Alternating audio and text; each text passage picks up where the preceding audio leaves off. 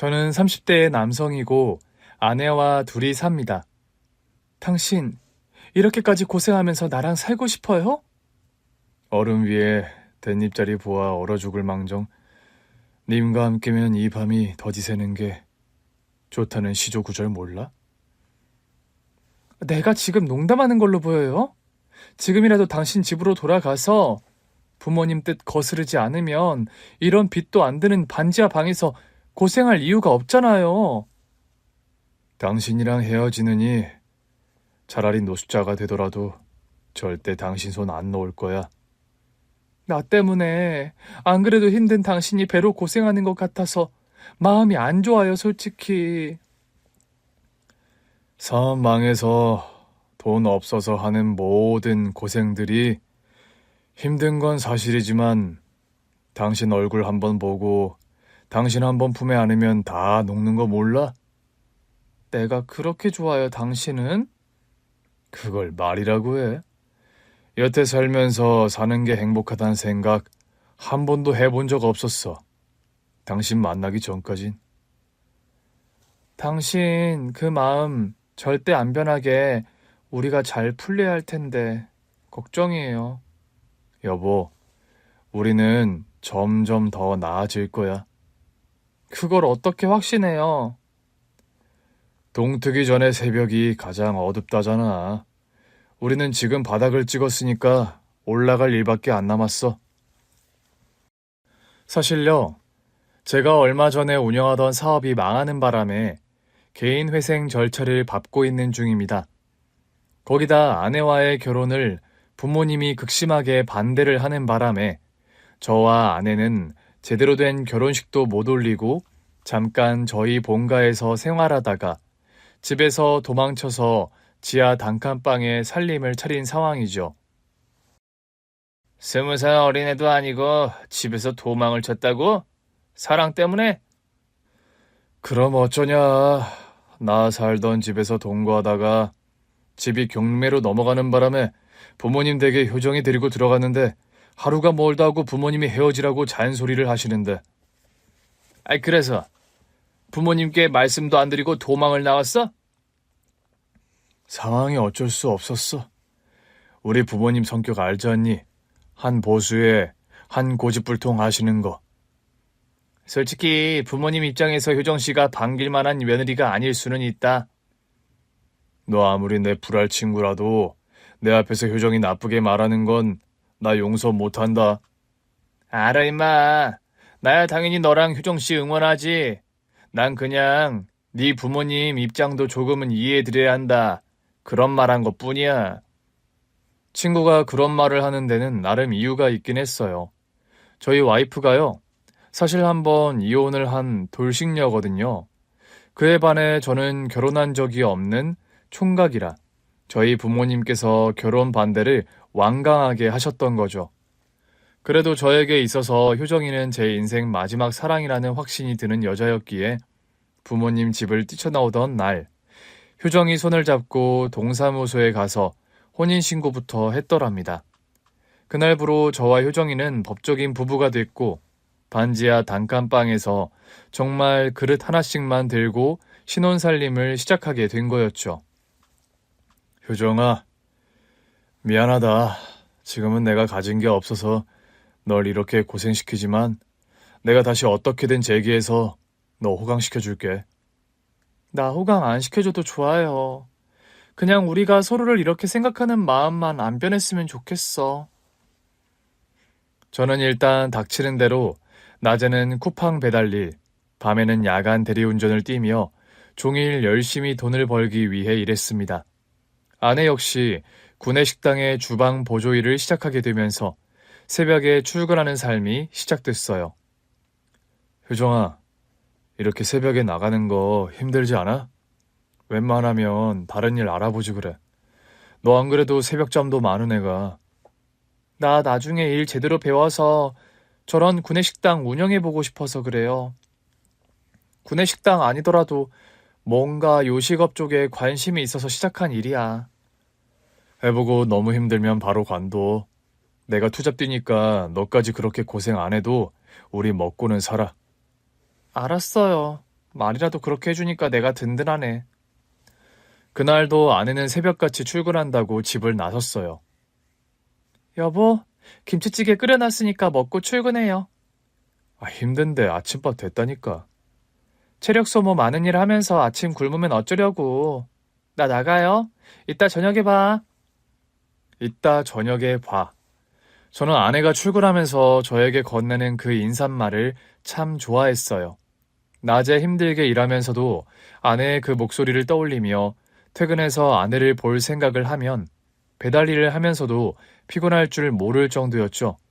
그런데 이따 저녁에 보자는 아내의 인사말은 지킬 수 없는 약속이 되고 말았어요. 저희 아내가요, 새벽에 일하러 나가는 길에 교통사고를 당해 큰 중상을 입고 말았던 겁니다. 부상이 심해서 당장 수술 받으셔야 하고 적어도 반년 이상 입원하셔야 할 것 같네요. 저희 아내, 수술만 받으면 괜찮은 건가요, 선생님? 신경을 접합하는 수술이 워낙 까다로운 수술이라 수술 경과는 장담할 수 없는 상황입니다. 의사의 날벼락 같은 선고는 저에게 너무 충격이었어요. 저에게 아내는 살아가는 이유이자 제 인생의 보물 같은 존재인데 그런 아내가 심각한 부상으로 건강을 회복하지 못할지도 모른다니 암담하고 절망적이기 짝이 없더군요. 게다가 제 수준에서 천문학적 수준의 수술비에 눈앞이 캄캄했어요. 저희 아내 수술비와 입원비 총 얼마 정도 들어갈까요? 아직 수술 전이라 정확한 비용은 말씀 못 드리는데 보통 이런 경우 한 1억 조금 넘게 나오시는 걸로 알고 있어요. 1억이요? 네, 수술이 워낙 까다로운 수술이고 재활치료도 비급여 항목으로 이뤄지는 재활치료네요. 또 입원 기간을 반년 이상 잡으셔야 하는 상황이라서요. 사업이 망한 지 얼마 안 돼서 반지하 단칸방에 새들어 사는 형편에 1억이라는 병원비는 저에게 감당하기 힘든 액수인 게 사실이었죠. 그렇다고 돈이 없어 아내를 그냥 포기할 수는 절대 없었어요. 저는 제 몸이 부서지는 한이 있더라도 아내를 살려야겠다고 다짐했습니다. 여보, 나 상태 많이 안 좋대? 솔직히 좋은 건 아니래. 당신도 알겠지만 교통사고가 엄청 크게 났잖아. 이럴 줄 알았으면 보험이라도 좀 제대로 들어놓을걸. 효정아, 걱정하지 마. 내가 아무리 돈이 없어도 너 수술비랑 병원비는 어떻게든 마련할 거니까, 응? 미안해, 여보. 결혼한 지 얼마 되지도 않아서 이런 불상사나 만들고. 무슨 그런 말도 안 되는 소리를 하니? 네가 다치고 싶어서 다친 것도 아니고 새벽같이 출근하다 이런 지경이 돼서 내가 더 미안하고 내게 면목이 없어. 저는 아내를 달래주고 집으로 돌아오는데 저 역시 갑갑하고 절망적인 건 사실이었죠. 돈을 융통할 방법을 아무리 생각해도 당장 답이 안 나오는 상황이었거든요. 제가 사업이 망한 지 얼마 안 돼서 개인 회생 절차를 밟고 있던 때라 대출도 막혀 있었고 1억이나 되는 돈을 융통해 줄 지인이 주변에 있을 리 만무했어요. 1억? 재수씨 치료비가 그렇게나 많이 든대? 수술이 어려운 수술이고 재활이다 뭐다. 어떻게 한 몇천이라도 좀 융통 안 될까? 재우야. 솔직히 몇백 정도는 내가 마련해 줄 수 있는데 몇천까지는 무리다. 나도 집 전세 대출금에 우리 아버지 암 투병하셔서 병원비가 만만치 않게 들어가는 입장이라. 미안하다. 이런 어려운 부탁해서. 저는 고민 끝에 어쩔 수 없이 부모님께 부탁을 드려보기로 했어요. 그런데 아니나 다를까 돈은 둘째치고 불우령만 배로 돌아오더군요. 뭐? 1억?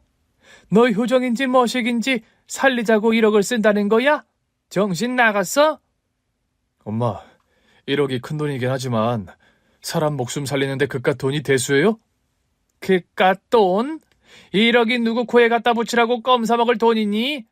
그런 큰 돈을 겁도 없이. 엄마가 진작에 그랬지.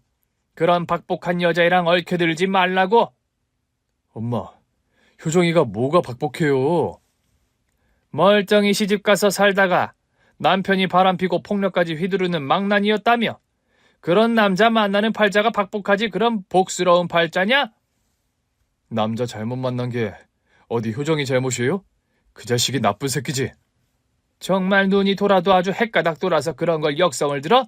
너 사업 망한 지 얼마나 됐다고 또 그 여자의 병수발 든다고 1억을 쓴다는 게 제정신이니? 엄마, 효정이 이제 그 여자애 아니에요. 제 와이프라고요. 뭐라고? 너 그게 대체? 그래요. 효정이랑 혼인신고해서 법적인 부부라고요, 이제. 이런 배은망덕한 녀석. 엄마 아빠에게 허락도 안 받고 혼인신고를 해? 재훈, 너 그게 사실이냐? 죄송해요, 아버지. 두 분이 하도 반대하셔서 어쩔 수가 없었습니다. 버르장머리 없는 자식 같으니라고. 넌 부모가 그리 우스워 보이디? 며느리 자리가 탐탁지 않으면 반대할 수도 있는 거지. 부모 뜻은 생으로 무시하고 지 마음대로 혼인신고 해놓고 또 뭐 그애 병원비에 쓴다고 1억을 구워달라고? 아버지, 다른 문제도 아니고 효정이가 살고 죽는 문제가 걸린 일이에요. 제발 부탁드려요, 아버지. 네가 아무리 울고 빌어도 소용없다. 그 아이가 큰 사고를 당한 건 딱한 일이다만 우리 형편에 그런 큰돈이 어디 있어? 있다고 해도 나는 못 주겠다. 멀쩡한 처녀들 신부감으로 널렸는데 네가 뭐가 모자라서 총각이 이웃녀하고 결혼을 해? 어이구, 못난 자식. 꼴도 보기 싫으니까 썩 나가. 그 아이 살리든 말든 그건 네가 알아서 할 일이야. 저는 속만 뒤집어져서 본가를 나와야 했어요. 예상한 반응이긴 했지만 그래도 너무하신다 싶더군요. 아무리 마음에 안 드는 며느리여도 이제 법적인 제 와이프인데 그렇게까지 매몰차게 나오시는 부모님이 야속했습니다. 집으로 혼자 터벅터벅 걸어오는 길, 저도 모르게 눈물이 나더라고요. 그날 밤 저는 깊게 잠들지 못하고 뒤척이다 속상한 마음에 겨우 소주 한 병을 마시고 겨우 잠들었어요. 다음날 병원에 입원한 아내를 보려고 집을 나서는데 집 앞에 웬 삐까뻔쩍한 벤츠 한 대가 서 있더라고요. 우리 같은 허름한 다세대 빌라에 누가 이런 비싼 차를 끌고 왔나 싶어 저도 모르게 그 차를 흘끔거리게 되더군요. 그런데 벤츠 문이 열리더니 거기서 한 8살쯤 되어 보이는 남자아이가 내리더랍니다. 그런데요, 그 남자아이 얼굴을 보는 순간 저는 소스라치게 놀라고 말았어요. 왜냐고요? 벤츠에서 내린 남자아이 얼굴이 저희 아내 얼굴과 판에 찍은 듯 붕어빵처럼 똑같이 생긴 겁니다. 혹시 네가 설마? 여기 우리 엄마 있어요? 아내와 똑같이 생긴 남자아이가 그런 질문을 던진 순간 바로 저희 집에는 역대급 반전이 일어나기 시작했습니다. 너희 엄마가 여기 살아? 혹시 네 엄마 성함 여쭤봐도 될까?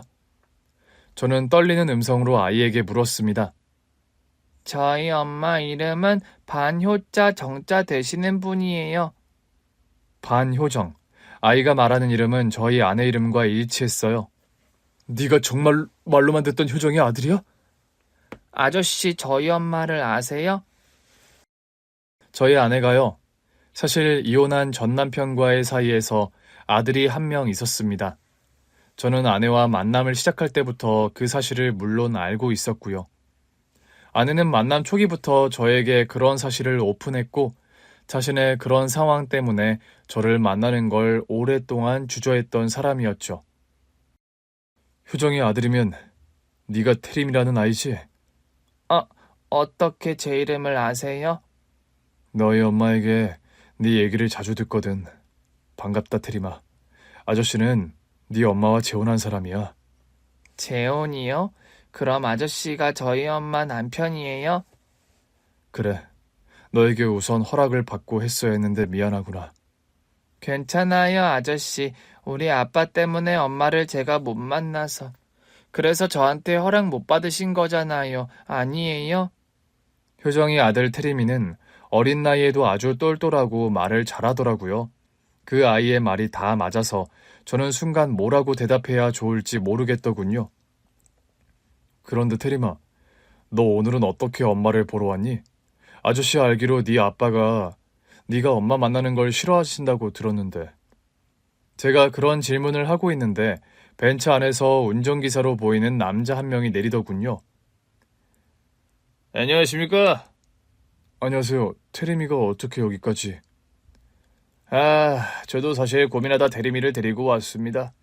저희 사장님께서 얼마 전에 돌아가시는 바람에 테리미를 돌보는 분이 요즘 가정부 아주머니밖에 없거든요. 뭐라고요? 테리미 아버지가 돌아가셨다고요? 네. 회사에서 업무를 보시던 중에 갑작스런 심장마비로 그만. 실은 테리미 고모분이 미국에서 귀국해서 절차를 밟고 테리미 엄마에게 연락을 드리려고 했는데 오늘 테리미가 하도 엄마 보러 가자고 떼를 써서요. 난감한 얼굴로 제 눈치를 살피는 운전기사였어요. 그런 이유로 데리고 온 거라면 잘하셨어요. 안 그래도 저희 집사람도 매일 테리미를 보고 싶어 하던 사람인데 그쪽에서 일방적으로 면접 교섭권을 무시해서 여태 보지 못했던 거니까요. 테리미 엄마는 지금 어디 계세요? 집에 계신가요? 그런데 그게 오랜만에 엄마를 보러 온 테리미에게 지금 아내가 병원에 있는 상황을 말하기가 꺼려지는 게 사실이었죠. 무엇보다 어린 테리미가 엄마가 아픈 걸 알면 놀랄까봐 바로 말을 하지 못하겠더라고요. 저는 테리미에게 잠시 차에 들어가 있으라고 한 뒤 운전기사에게만 자초지정을 설명했어요. 그런 일이 있었군요. 많이 다치신 겁니까? 솔직히 지금 부상이 심해서 큰 수술을 앞두고 있어요. 수술 경과도 장담할 수는 없는 상황이고요. 사장님도 명을 달리하신 마당에 테리미 어머님이라도 무사하셔야 할 텐데 걱정이네요. 오늘은 일단 돌아가시고요. 제가 아내에게 상황 전달을 할 테니 다시 연락 부탁드려요.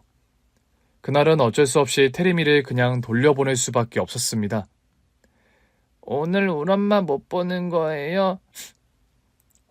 서운함에 눈물을 뚝뚝 떨구는 테리미였어요. 테리마, 엄마가 사실 지금 급한 볼일이 있어서 집에 안 계셔. 그래도 이렇게 테리미가 엄마를 찾아왔다는 걸 알면 너무 좋아하실 것 같구나. 우리 엄마 어디 갔는데요? 조금 멀리. 그런데 아저씨가 전화할게. 테리미가 엄마 보러 왔었다고. 다음번에는 꼭 아저씨랑 같이 엄마 만나기로 하자. 아저씨 약속하시는 거죠? 그럼 약속할게. 저는 그날 당장 병원으로 가서 그 사실을 아내에게 말했습니다. 뭐? 테림 아빠가 죽었다고요? 회사에서 일하다가 갑자기 심장마비가 왔대. 허망한 게 사람 목숨이라더니 이런 경우를 두고 그런 말 하나 보네요. 당신은 아예 모르고 있었어? 몰랐죠, 당연히. 그럼 우리 테리미는 어쩌고 있지? 저희 시부모님이 일찍 돌아가셔서 테리미 돌볼 사람이 지금 집에는 가정부밖에 없을 텐데. 미국 있다는 고모가 귀국한다나 보더라. 전 남편의 부고 소식을 들은 아내 얼굴은 복잡하고 쓸쓸해 보이더군요. 당신 정말 괜찮아? 나 벌받을 소린지는 몰라도 이제 테리미를 내가 데려올 수 있다고 생각하니까 마음이 놓여요. 그런데 걱정이 되는 것도 있어. 무슨 걱정? 당신 늘 테리미를 곁에서 못 보는 게 마음의 짐이었잖아. 나야 우리 테리미 데리고 오는 게 당연히 기쁜 일이지만 당신도 괜찮을까 싶어서요. 그런 말을 하며 제 눈치를 살피는 아내였어요. 여보, 다른 문제도 아니고 테리미를 두고 내가 설마 불편해하겠어? 나와 행복하면서도 때때로 당신 얼굴 어두워질 때 또 아들 생각나서 저러나 싶어서 내가 마음이 얼마나 안 좋았다고. 그런 게 표가 났어요? 당연하지. 내가 얼마나 당신 얼굴을 살피고 당신 기생 눈치 많이 보는데. 여보, 나 당신이 행복하지 않으면 나도 불행해. 당신이 행복하면 난 2배로 기쁘고 내가 아빠 노릇 해본 적이 없어서 잘한 거란 장담은 못해도 최선을 다할게. 테리미에게 좋은 아빠가 되도록 말이야. 고마워요, 여보. 그 전에 당신 건강부터 회복하자. 수술비는 어떻게든 내가 마련할 거니까, 응?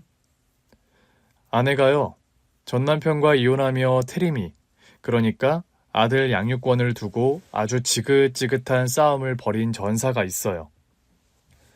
능력도 없으면서 테리미를 데리고 간다고? 지금 경제적인 거 붙들고 늘어지자는 거예요? 양육비는 당신이 주면 되잖아요. 늘상 과시하는 그 당신 체력, 돈 쌓아두고 뭐하게요? 듣자 하니 어이가 없네. 이혼하면 남남인데 당신이 그 돈 어디에 어떻게 쓸 줄 알고 양육비를 척척 내가 다달이 주나? 당신 여태 테리미 키우며 다달이 아이 밑으로 얼마 들어가는지 다 알잖아. 그런 거 아는 사람이 그런 되도 않는 소리를 해요?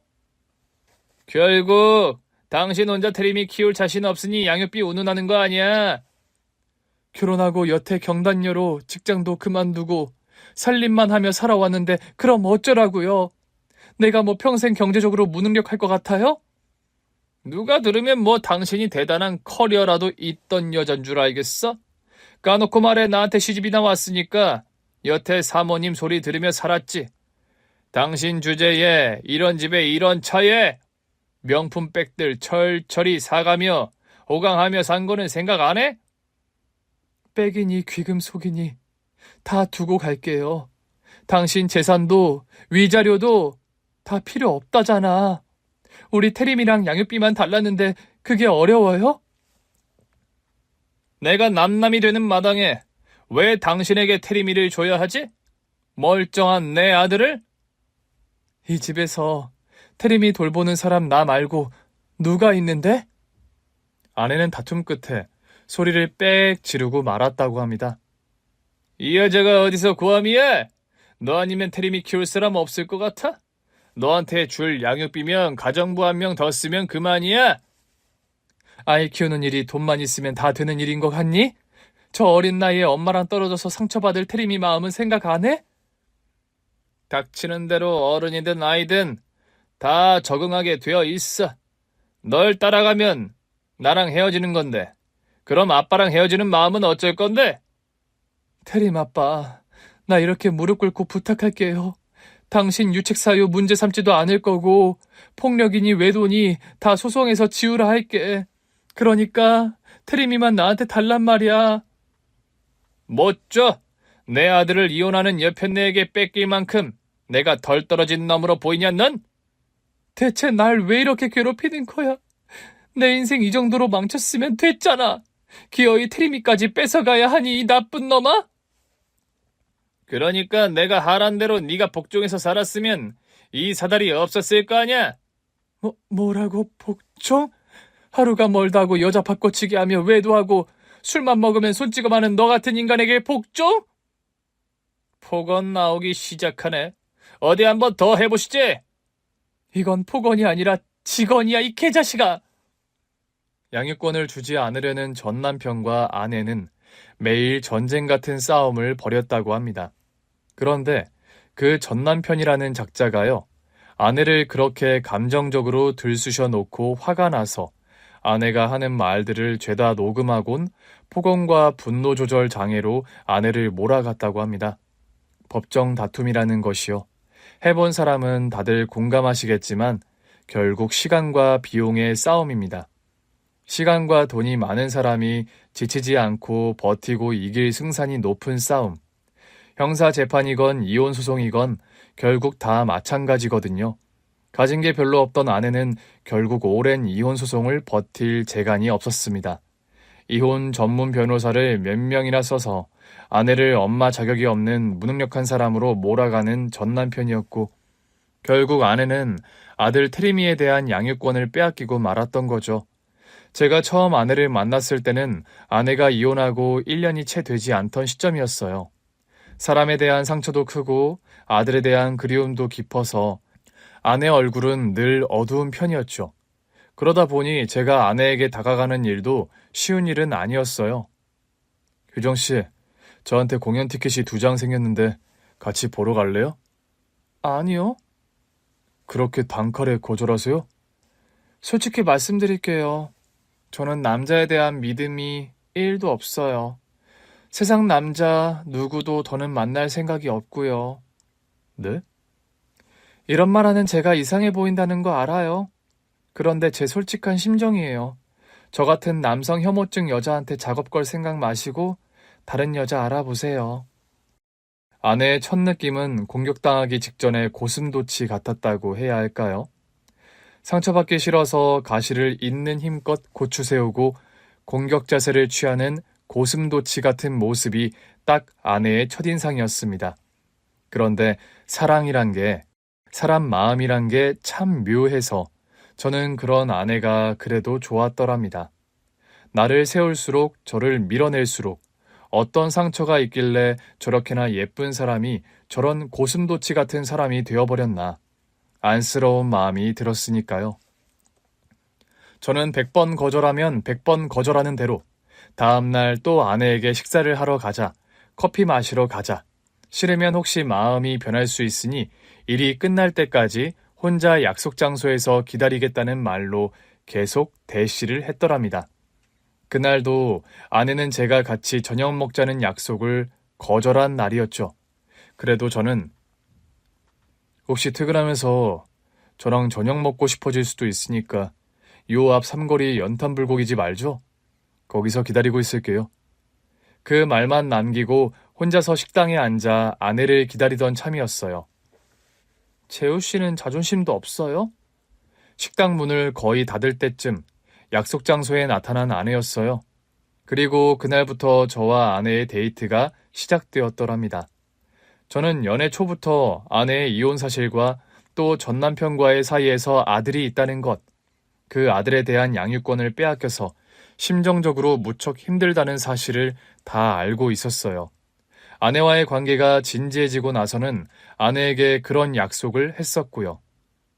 효정아, 우리 결혼해서 내가 기반을 조금만 잡으면 당신 아들 태림이 말이야. 다시 소송해서 우리가 데리고 오는 방향을 알아보자. 정말이에요? 당신이 나를 만나서 많이 행복해졌다고 생각하는데 아직 부족한 1%의 그늘이 있어. 그 그늘의 원인이 뭔지 나는 아니까. 완전하게 당신 얼굴이 행복하게 빛나는 걸 보고 싶어 나는. 저의 그런 진심에 아내는 감동했고 마음을 열게 되었다고 했습니다. 그렇게 아내와 관계가 진전이 되었고 부모님 반대를 무릅쓰고 결혼에 꼴이 난 저였죠. 아내가 그렇게 바라왔던 아들과의 상봉이 이뤄져서 저도 좋았는데 사실 경제적인 부분이 걱정되는 건 사실이었습니다. 무엇보다 아내의 수술비와 병원비가 아직 마련되지 않은 상황이라 암담하더라고요. 정 안 되면 어디 제가 배를 타서라도 목돈을 마련해야겠다. 그런 다짐을 하고 있었죠. 그런데 며칠 후 테리미의 고모라는 사람이 아내를 찾아왔더라고요. 테리미 고모라는 사람은 한눈에 보기에도 거만하고 야멸찬 구석이 좀 비호감으로 느껴지는 인상이었죠. 우리 오빠 미영 달리한 소식은 들었다면서요?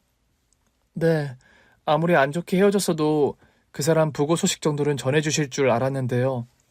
어쨌든 이렇게라도 전화로 온 거니 제 타박은 마세요.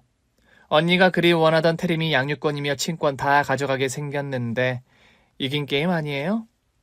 그런 말을 하면서 웬 서류 봉투 하나를 아내에게 툭 던지는 테리미 고모였어요. 이 봉투가 대체 뭐죠? 순진한 척하는 거예요? 아님 진짜 모르나? 뭔가 비꼬는 듯한 말투로 아주 탐탁지 않다는 표정으로 아내를 쏘아보는 테리미 고모였어요. 제가 나서서 뭔가 한마디 하려는데 그런 저를 만류하는 아내였죠. 아내는 차분하게 그 봉투를 열어서 안의 내용물을 보더군요. 아내는 허리와 다리를 많이 다쳐서 자리에서 일어나지 못하는 상황이라 병실 침대에 반쯤 기대 앉아 그 테리미 고모라는 사람을 응대하고 있었어요. 듣자니 수술비니 병원비니 많이 들게 생겼다면서요. 아마 테리미 몫으로 떨어진 재산 관리하게 되면 그 정도 수술비는 껌값일걸요? 테림 아빠가 이 모든 것들을 다 테리미에게 상속했다고요? 그럼 꼴랑 자식 하나 있는 게 테림인데 누굴 주겠어요? 그리 딴 살림 부지런히 차리고 다니더니만 딴 자식은 보지 못했던지라 울 오빠 알토란 같은 재산은 다 테림이 몫이 됐네요. 우리 집 재산 허튼 데 쓰지 말고 나중에 테림이 커서 잘 전해주게 관리나 잘해요. 끝까지 미운 소리를 뱉어내더니 병실 문을 쾅 닫고 나가버리는 테리미 고모였습니다. 아니 뭐 저런 막대 먹은 여편 애가 다 있어? 테리미 고모 성격이 원래 저래요. 좀 아나무인인 구석이 있죠. 저런 막말을 쏟아내는데 왜 당신은 듣고만 있는 건데? 지 오빠 명 달리하고 자기네 집 재산이 테리미한테 거진 상속된 데다 그걸 내가 관리하게 돼서 꼴이 나서 저러는 거니까요. 뭐라고? 테리미한테 재산 상속? 내 전남편이 인격은 바닥인데 가진 돈은 많은 사람이었다고 했잖아요. 그 사람 재산의 거진 9할이 테리미 몫이 되어네요. 보니까. 생명보험금 들어놓은 것만 해도 상당하고 테리미 성인 될 때까지 그 재산 관리 자격은 저한테 있고요. 여보, 그럼 일단 당신 병원비 해결하게 되는 거야? 그래서 아까 저 여자가 그런 소리를 한 거였어? 위자료니 재산 분할 한 푼도 못 받고 이혼했다고 친정이나 주변 사람들이 막 뭐라고 했었는데 참 씁쓸하게도 이런 식으로 재산이 나에게 오게 됐네요. 아내의 말을 듣고 보니 마냥 좋아할 일도 아니긴 했어요.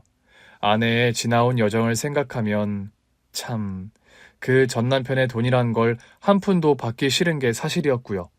그래도 그 사람이 명을 달리하며 테리미에게 남긴 재산이었고 그걸 아내가 관리하게 됐다는데 제가 뭐라고 터치할 문제는 아니더군요. 다행이었던 건 아내의 급한 수술비가 해결되었다는 점이었습니다. 여보, 이번 재산 상속이 아무리 당신이 못 받은 위자료를 받는 의미도 있었다지만 내가 사업 재개하면 당신 병원비랑 수술비로 쓴 돈은 내가 다 갚아줄게. 여보, 말이라도 고마워요. 수술도 잘 끝났으니 악착같이 재활해서 빨리 건강해져야겠어요. 하루라도 빨리 당신이랑 테리미랑 한 집에서 같이 살고 싶어요. 아들 테리미의 양육권을 되찾은 아내는 빨리 몸을 회복하겠다는 의지가 아주 활활 타오르는 것 같더라고요. 아내가 병원에 입원해서 재활치료에 전념하는 동안 저는 테리미와 친해지는 시간을 가지려고 노력했습니다. 테리마, 주말인데 어디 놀러 가고 싶은데 없어? 아저씨, 저랑 놀이공원 가주시면 안 돼요? 안 될 게 뭐가 있어. 테리미 김밥 좋아하니? 네, 좋아해요. 그럼 아저씨가 김밥 도시락 만들 테니까 그거 싸가지고 가서 놀이공원에서 먹자. 이야, 신난다. 김밥은 학교 소풍날에만 먹는 건 줄 알았는데, 헤헤헤. 저는 주중엔 일을 하느라 시간을 내기 어려웠지만 주말에는 꼭 시간을 할애해서 테리미를 데리고 놀이동산으로, 동물원으로, 아이들이 좋아하는 곳을 많이 데리고 갔습니다. 운동하는 걸 좋아하는 아이라 아빠와 함께 참여하는 조기 축구 교실에도 가입을 해서 일요일 아침마다 함께 축구도 뛰었죠. 테림이랑 아빠는 엄청 사이가 좋아 보이시네요. 네? 아빠라는 말에 제가 좀 당황한 게 사실이었어요. 왜냐면 그때까지 테리미는 저를 아저씨라고 부르고 있었기 때문입니다. 테림아, 아빠랑 축구하는 거 재밌니? 네, 선생님. 저희 아빠는 주말에는 꼭 저를 데리고 재미난 데 많이 데려가 주시거든요. 그래? 보통 아버님들이 피곤하셔서 이런 주말 조기 축구 잘 안 나오시려고 하는데 결석률도 거의 없이 거의 매주 나오시는 게 참 대단하세요. 아니에요. 주말 아니면 테리미와 시간을 보내기가 힘들어서요. 암튼 무척 보기 좋습니다, 아버님. 그런 말을 하면서 저와 테리미를 보며 엄지손가락을 치켜드는 축구 선생님이었어요. 그날 집으로 돌아오는 길에 테리미에게 넌지시 말을 꺼내봤답니다. 테리마, 오늘 정말 고마웠다. 뭐가요? 선생님 앞에서 아저씨를 아빠라고 해줘서. 제가 사실은 얼마 전부터 아빠라고 불러드리고 싶었어요. 근데 안 부르다 보니까 뭔가 부끄러워서 자꾸 미루게 되더라고요. 네가 안 내키면 너무 성급하게 안 그래도 돼, 테리마. 아니에요. 엄마랑 결혼하신 분이니까 저한테도 아빠가 맞아요. 그럼 앞으로도 아저씨를 아빠라고 불러줄 거니? 네, 아빠. 그런 말을 하며 수줍게 웃어 보이는 테리미였습니다. 저는 테리미에게 아빠 소리를 들은 날 너무 신이 나서 테리미를 목마를 태우고 아내가 입원해 있는 병실을 찾았어요. 아니, 다 큰 애를 목마를 태우고 들어와요? 오늘 내가 너무 기분 좋은 일이 있어서 그래. 기분 좋은 일? 무슨 일인데요? 테리마, 엄마 앞에서 한번 보여드릴래? 아빠, 제가 아빠라고 불러드리는 게 그렇게 좋으세요? 그 말을 들은 아내의 얼굴이 놀람으로 순간 굳어지더군요. 그리고 이내 눈물을 펑펑 쏟는 아내였습니다. 테리마, 아저씨를 아빠라고 부르기로 한 거야? 네, 엄마. 엄마랑 결혼하신 분이고 또 저한테도 너무 잘해주시니까요. 고맙다, 우리 아들. 엄마, 근데 왜 우세요? 좋으시다면서요. 엄마가 너무 좋아서 그래. 너무 좋아도 눈물이 나는 거란다, 테리마. 아내는 수술 후에 힘겨운 재활 운동을 다행히 잘 이겨냈습니다. 반년 넘게 입원해야 할 거라던 병원 측의 예상을 깨고 아내는 4개월 반 만에 퇴원을 하게 됐어요. 퇴원하고 저와 아내가 가장 먼저 한 일은 테리미를 데리고 가족 사진을 새로 찍은 일이었죠. 그리고 제대로 결혼식을 올리지 못했던 아내에게 미안해서 스몰 웨딩 비슷하게 아내는 예쁜 드레스를 입고 저와 테리미는 함께 턱시도를 맞춰 입고 사진을 찍었습니다. 리마인드 웨딩 하시나 봐요. 아내와 제가 혼인신고는 애진작 했기에 틀린 말도 아니어서 저와 아내는 웃으며 그렇다고 대답했더랍니다. 아내가 퇴원하고 나서 저와 아내는 작은 고깃집을 하나 오픈해서 시작하게 됐습니다. 테리미가 아직 미성년자라서 테리미 유산이 당신 권한에 있는 건 사실이지만 뭔가 테리미가 상속받은 유산으로 우리가 사업 시작한다는 게 좀 마음에 걸리네. 여보, 나 이혼할 때 정말 남편이 유책사유라 부당하게 이혼당하면서도 위자료 한 푼, 재산 분할 1원도 못 받았어요. 일단 그 몫이라 생각하면 전혀 지분 없는 건 아니에요. 그리고 우리가 돈 열심히 벌어서 우리가 사업자금으로 쓴 돈은 메꿔주면 되죠. 나도 같은 생각이야, 여보. 제가 자영업을 하면서 거푸 실패했던 경험이 있는지라 이번에 새로 시작한 고깃집 일은 절대 실패하지 않기 위해 열과 성을 다했습니다. 쓰라린 실패의 경험에서 오는 노하우가 있었던 탓에 식당 자영업을 하는 사람들이 절대 해서는 안 되는 일이 뭔지 정확하게 알고 있었고 시행착오 없이 운영이 잘 되었어요. 이 집은 고기도 맛있고 밑반찬이 아주 맛깔나네요. 당일 도축한 신선한 돼지고기를 산지에서 직접 직송해서 봤거든요. 그럼 감칠맛 나는 밑반찬 비결은요? 그건 아마 조미료를 잘 안 쓰는 저희 아내 손맛이고요. 손맛이라 하니까 비법도 못 물어보겠네요. 사장님, 이런 식으로 영업비밀 엄수하시나 봐요. 들켜버렸네요. 대신 반찬 서비스로 다시 드릴게요. 아내의 음식 솜씨와 저의 그간 축적된 사업 노하우가 합쳐져서 저와 아내가 운영하는 고깃집은 장사가 아주 잘 됐습니다. 식당을 개업하고 3년 만에 저와 아내는 테리미의 상속 지분에서 당겨 쓴 자금을 1원도 모자람 없이 메꿔주게 되었죠. 여보, 오늘에서야 비로소 내가 마음의 짐을 던 느낌이야. 당신도 참, 그게 그렇게 마음에 걸렸어요? 당신이랑 내 입장도 다른 거니까. 당신이야 전 남편 재산이니 어느 정도 당신도 지분도 있는 거겠지만 난 아니니까 늘 좀 그게 마음에 걸리더라. 이제 깔끔하게 메꿔줘서 시원해요? 테리미에게도 당당하고 난 당신이나 테리미에게 든든한 가정으로 뭐든 해주는 입장이고 싶어. 이미 당신은 많은 걸 해주고 있어요. 테리미가 저를 잘 따르고 또 제가 테리미를 친아들처럼 예뻐하니까 아내가 그런 부분에 관해 저에게 고맙게 생각을 하더라고요. 저는 사실 테리미와 친해지기 전에 좀 걱정이 많은 게 사실이었습니다. 제가 아이를 키워본 경험도 없었고 아빠였던 적이 없어 나서 제가 마음먹은 대로 테리미에게 아빠 노릇을 잘 할 수 있을까? 솔직히 걱정이 많이 되더라고요. 그런데 생각했던 것 이상으로 테리미와 빨리 가까워졌고 이제는 정말 테리미가 내 아들 같다는 생각이 들곤 합니다. 얼마 전에는 아내와 저 사이에 또 더없이 기쁜 소식이 찾아왔어요. 한참 고깃집 오픈 준비를 하고 있는데 화장실에 갔던 아내가 들뜬 얼굴로 주방으로 들어오더라고요. 여보, 무슨 좋은 일이라도 있어? 여보, 나 임신한 것 같아요. 정말이야? 혹시나 해서 임신 테스트기를 해봤는데 2줄이 나오네요. 오늘 가게 문 닫자. 오프 시간 다 되어가는데요. 오늘같이 좋은 날은 장사 하루 쉬고 싶네. 우리 저번 달에서 한 번도 안 쉬고 가게 영업만 했잖아. 그래도 손님들한테 예고도 없이요? 집에 너무 경사가 나서 금일 휴업이라고 써붙이자. 그날 저와 아내는 식당에 지인들을 초대해서 조촐하게 파티를 열었습니다. 무엇보다 저는 아들 테리미의 반응이 살짝 걱정됐는데 누구보다 동생이 태어난다는 사실을 뛸 듯이 좋아하는 테리미였어요. 아빠 정말 저한테 동생이 생기는 거예요? 테리마, 동생 생기는 거 좋아? 그럼요. 이왕이면 저랑 같이 축구도 하고 게임도 할 수 있게 남동생이었으면 좋겠어요. 그럼 테리미의 바램 때문이었을까요? 아내는 무탈한 임신 기간을 거친 후 건강하고 귀여운 사내 아이를 순산했습니다.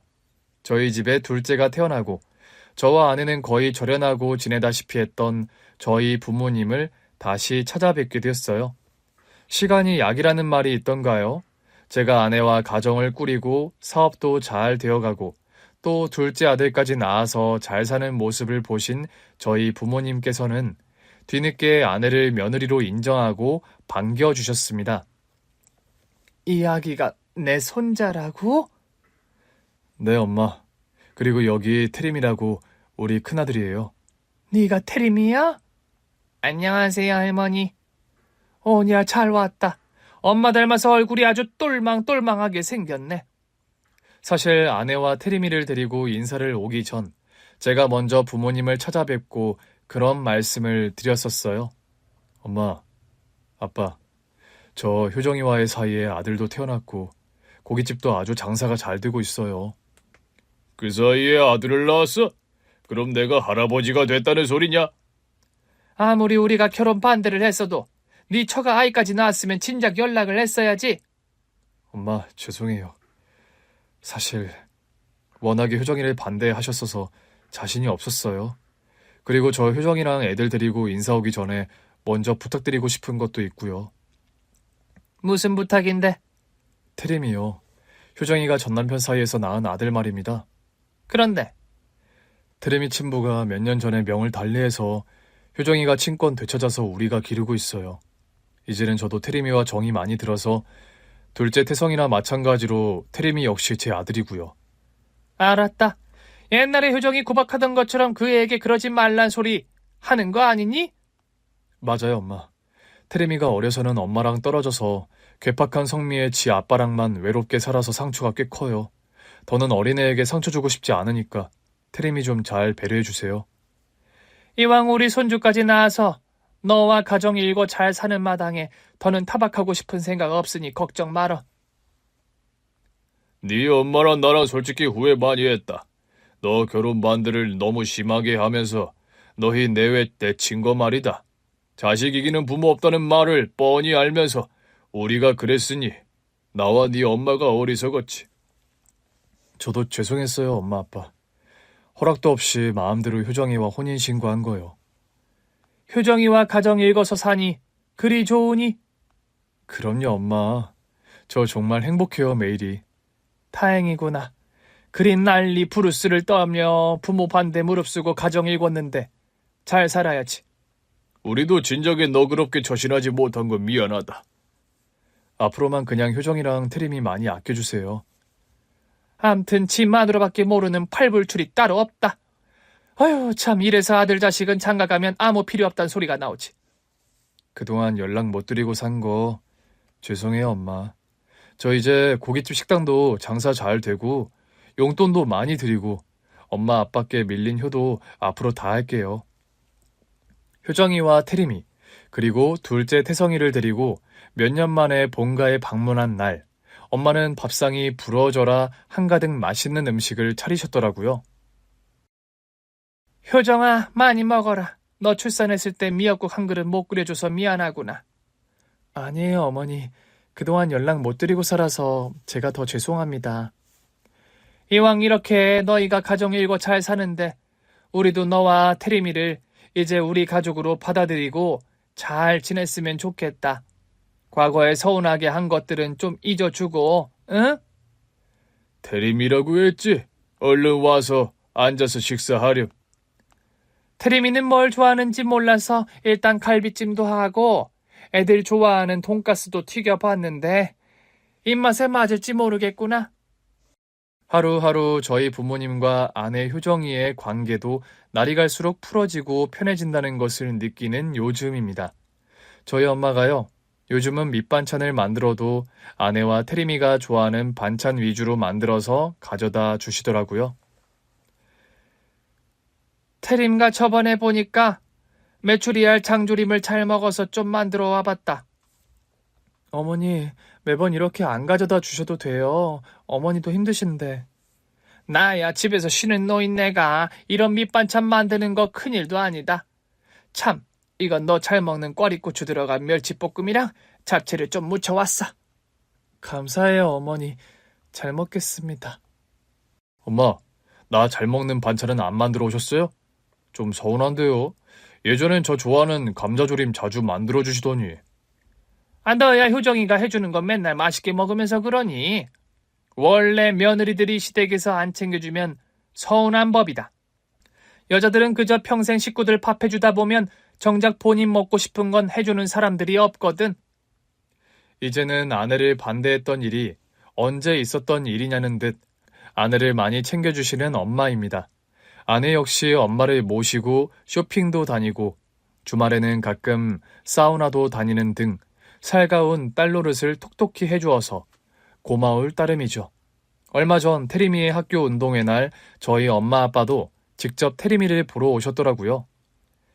태림아, 달리기 개주 꼭 1등 해야 돼. 파이팅이다. 네, 할머니, 저 꼭 1등 메달 받아올게요.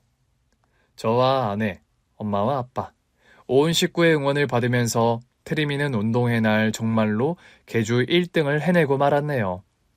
온 식구가 마치 올림픽 금메달을 받았을 때처럼 다 같이 함성을 지르고 아주 난리가 났더랍니다. 어머니, 도시락 싸느라 힘드셨겠어요. 김밥만 만들어 오셔도 되는데 뭘 이렇게 많이 만들어 오셨어요. 전에 보니 네가 달걀 샌드위치를 잘 먹길래 그것도 좀 만들고 오늘 솜씨 발휘를 좀 해봤단다. 오늘 네 어머니가 큰손주 운동회 날이라고 아주 동새벽부터 일어나서 도시락 싼다고 종종거리더구나. 할머니 잘 먹겠습니다. 근데 김밥이요 진짜 맛있어요. 태림아, 아빠가 싼 거랑 할머니가 싼 거 중에 어떤 김밥이 더 맛있니? 당근? 할머니가 만든 거요. 헤헤헤. 결혼 반대에 부딪혀서 아내와 함께 엄동설안의 집을 뛰쳐나와 반지하 단칸방에 신혼살림을 차렸던 게 엊그제 같은데 엄마 아빠를 모시고 온 식구가 이렇게 태림이 운동회 날 웃음꽃을 피울 수 있는 현실이 실감이 잘 안 나더라고요. 여보, 이제 태림이가 할머니 할아버지를 제법 따르는 것 같아. 그러게요. 친가 쪽 할머니 할아버지가 일찍 돌아가셔서 태림이가 할머니 할아버지 사랑 모르고 자라나 싶었는데 이렇게 태림이를 예뻐해 주실 줄 몰랐어요. 나한테 시집 잘 온 것 같아? 내가 살면서 제일 잘한 게 뭔지 알아요? 뭔데? 당신 기다리고 있던 그 연탄 불고기집에 늦게 밥 먹으러 간 거예요. 우리 첫 데이트 날 말하는 거야? 실은 그날 엄청 갈등하다 간 거였거든요. 전 남편에게 대차게 뒤통수 맞다 보니까 다시는 어떤 남자에게도 마음 주지 않겠다 결심했던 때여서. 근데 당신 계속 철벽만 치다가 그날 진짜 어떻게 나오게 된 거야? 석 달 넘게 거절하는데도 계속 기다리고 있는 당신이란 남자가 궁금하더라고요. 이혼하고 태림이도 못 보는 상황이라 그땐 몰랐는데 내가 참 외롭던 때이기도 했고. 믿져야 본전으로 그 식당으로 오길 잘했지? 너무 잘한 것 같아요. 그래서 내가 말하잖아요. 내가 살면서 제일 잘한 일이 그날의 선택이라고. 그런 말을 하며 환하게 웃는 아내의 손을 꼭 잡아주었더랍니다. 아빠, 가족 합동 달리기 시간이에요. 엄마, 아빠 빨리 나오세요. 아내와 태림이와 함께 2인 삼각 달리기를 뛰러 나가는 길. 반짝거리는 햇살이 가득 고여있는 운동장의 풍경이 참 행복하고 눈부시다는 생각이 들더군요. 하나 할 때 왼발이고 둘 할 때 오른발이다. 둘 다 오케이? 오케이. 오케이요, 아빠. 함께 발을 묶고 달리는 2인 삼각 경기처럼 가족이란 그런 존재 같습니다. 같이 보폭을 맞춰서 인생이라는 운동장을 함께 달려나가는 그런 존재 말입니다. 더울 때나 추울 때나, 날이 좋을 때나 그렇지 않을 때나, 함께 달려나가는 풍경은 언제나 아름답고 헤쳐나갈 만한 가치가 충분한 일인 것 같아요. 1등을 하면 우승의 기쁨을 나눌 수 있고 꼴찌여도 함께여서 추억이 되는 가족이란 서로에게 그런 소중한 존재가 아닌가 합니다.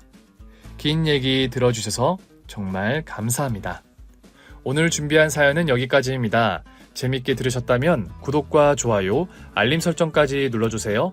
그럼 저는 다음 사연으로 찾아뵐게요. 오늘도 건강하고 행복하세요.